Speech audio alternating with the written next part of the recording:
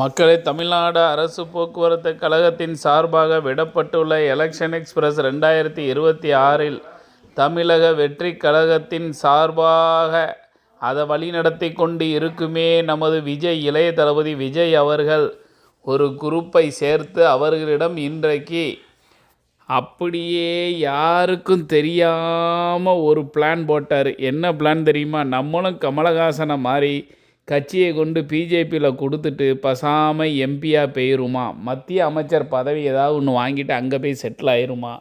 ஏன்னா டார்ச்சர் தாங்க முடியல, தினந்தோறும் டார்ச்சர். எவனை பார்த்தாலும் ஃபோன் பண்ணி என்னை பாடாப்படுத்துகிறான். என் கட்சிக்கு வர்றியா இல்லையா, உன் கட்சிக்கு வர்றியா இல்லையா, டெய்லி அதை வெளியிட்டுருவேன் இதை வெளியிட்டுருவேன், நீட்டை டேக்ஸே கட்டாத ஒரு ஆள் நீ எல்லாம் ஒரு ஆளானு டெய்லி டார்ச்சர் பண்ணுறாங்க. டார்ச்சர் தாங்க முடியலை.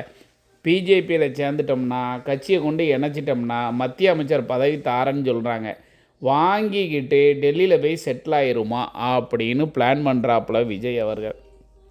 இதை கேட்கும்போது புஸ்லியானது முதல்ல எதிர்ப்பு தெரிவிக்கார். ஏன்னா விஜய் சிஎம் ஆனார்னா புஸ்லி ஆனந்த் அசிஸ்டன்ட் சிஎம் முடிஞ்சு போச்சா, இதுக்கு தான் எதுக்குறார்.